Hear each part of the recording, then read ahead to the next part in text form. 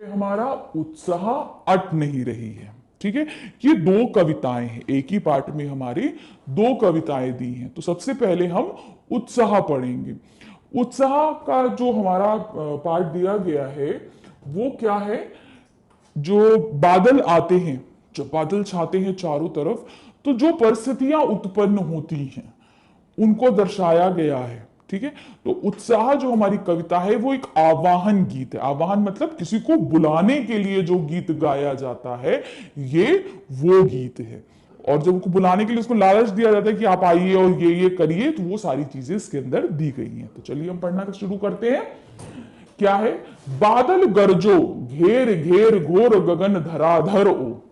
तो अब यहां देखिए पर्यायवाची इस्तेमाल हुआ है, बहुत ध्यान दीजिएगा। धराधर, धराधर हम किसके लिए बोलते हैं, बादलों के लिए बोलते हैं। तो बादल आओ और खूब गरजो खूब बरसो, धराधर आओ, यानी बादल आप आओ और खूब बरसो खूब गरजो। हम बुला रहे हैं बादलों को, अभी बादल आए नहीं है, बादलों को बुला रहे हैं। ललित ललित काले घुंघराले बाल कल्पना से पाले। अब इस पंक्ति को देखेगा, इसमें मानवीय कर अलंकार है, क्योंकि यहां प्रकृति का की तुलना जो है मानव से की जा रही है।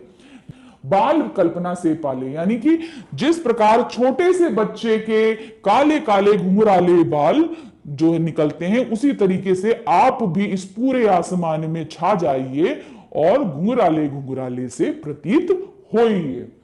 विद्युत छवि उर में कवि नव जीवन वाली व्रज छिपा है नूतन कविता। ठीक है, क्या दिया है इसमें, आपके हृदय में, बादलों के हृदय में क्या छिपा होता है, बिजली छिपी होती है ना। तो यहां क्या दिया है, विद्युत छवि उर में, विद्युत मतलब बिजली, छवि मतलब उसकी छाया, उर मतलब हृदय। तो आपके हृदय में जो है वो बिजली छिपी हुई है। किस प्रकार, जैसे कवि के जीवन में, जैसे कवि होता है, जो एक कवि होता है, वो कविता लिखने से, जब नई कविता लिखने से पहले उसके मन में बहुत सारे नए नए विचार उमड़ते हैं, उसी तरीके से आपके हृदय में भी बिजली चमकती रहती है। फिर झर दो बादल गरजो विकल विकल उन्मत्त थे उन्मत्त विश्व के निदाद के सकल जन। फिर झर दो मतलब फिर से इसको हरा भरा कर दो, किसको, पृथ्वी को, क्योंकि बारिश से पहले बहुत गर्मी होती है ना, तो पूरी धरती सूख चुकी होती है, आसमान आसपास के पेड़ पौधे भी सूख के मुरझा चुके होते, सूखे पतले से हो जाते, तो हरियाली नहीं रहती। तो वो क्या बोलते हैं, आप आइए और फिर से झर दीजिए, झर मतलब इनमें हरियाली ला दीजिए। बादल गरजो, आओ बादल और खूब गरजो। विकल विकल उन्मत्त थे उन्मत्त मतलब जो यहां के लोग हैं बहुत ज्यादा परेशान हैं। ठीक है, बहुत बहुत ज्यादा परेशान है। किससे परेशान है, विश्व के निदाद सकल जन। निदाद मतलब गर्मी, गर्मी से बहुत ज्यादा यहां के लोग परेशान हैं। आए अज्ञात दिशा से अनंत के घन, तो किसी अज्ञात दिशा से बादल आ गए। तप्त जल से फिर शीतल कर दो बादल गरजो। अब क्या बोलते हैं, ये धरती जो इतनी गर्मी से तप रही है, आइए और बरसिए इस पूरी जमी को फिर से तप्त कर दीजिए, मतलब उसकी प्यास को बुझा दीजिए। अट नहीं रही है आभा फागुन की तन सट नहीं रही है, मतलब जो फागुन महीने की जो आभा है, आभा मतलब उसकी जो सुंदरता है वो इतनी ज्यादा है कि वो हमारी आंखों में समा नहीं रही है, और इतनी ज्यादा सुंदरता है कि अगर उसको हम बाहों में भरना चाह रहे हैं तो हम उसको अपनी बाहों में भी भर नहीं पा रहे हैं। कहीं सांस लेते हो घर घर भर देते हो। अब क्या, हरियाली तो कहीं पे भी हो सकती है, कैसे होती है, कई घरों के गमलों में लगती है, घास उगती है, पेड़ हरे हो जाते हैं, तो मतलब हर घर में तुम छाए हो, हर घर को तुमने अपनी सुंदरता से भर दिया है।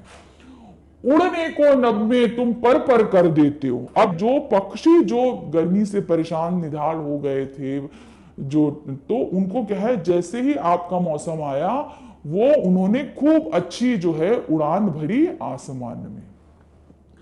आंख हटाता हूं तो हट नहीं रही है, और मैं सोचूं कि अगर मैं आपके ऊपर से आंख हटा लूं, ये सब चीजें चलो थोड़ी देर नहीं देखूं, तो जैसे ही मैं हटाता हूं मैं हटा ही नहीं पाता हूं। क्यों? क्योंकि मैं उसी को तो देखना चाहता हूं। इतनी सुंदरता है कि मैं उसके ऊपर से आंख अपनी हटा नहीं पा रहा हूं। पत्तों से लदी डाल, कहीं हरी कहीं लाल। अब क्या है, चारों तरफ पत्ते खिल रहे हैं, तो पत्ते जब खिलेंगे तो हरे भरे रहेंगे, मगर उनके साथ अगर फूल खिलेंगे तो क्या हो जाएंगे, लाल हो जाएंगे। तो क्या दिया है, पत्तों से जो डाल लग रही है वो कहीं तो हरी है और कहीं फूलों के कारण वो हरियाली लालिमा से ढक गई है। तो वो भी इतनी सुंदर लग रही है, सारी डालियां जो है हरी हरी और लाल पीली सी हो रही हैं।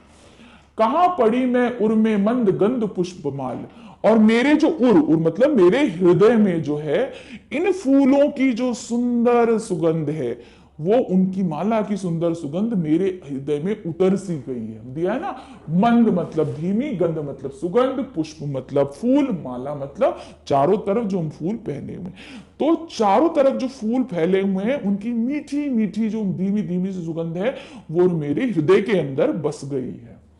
पाट पाट शोभा श्री पट नहीं रही है। पाट पाट मतलब हर घर, हर दरवाजे, हर द्वार, हर जगह आप छाए हुए हो।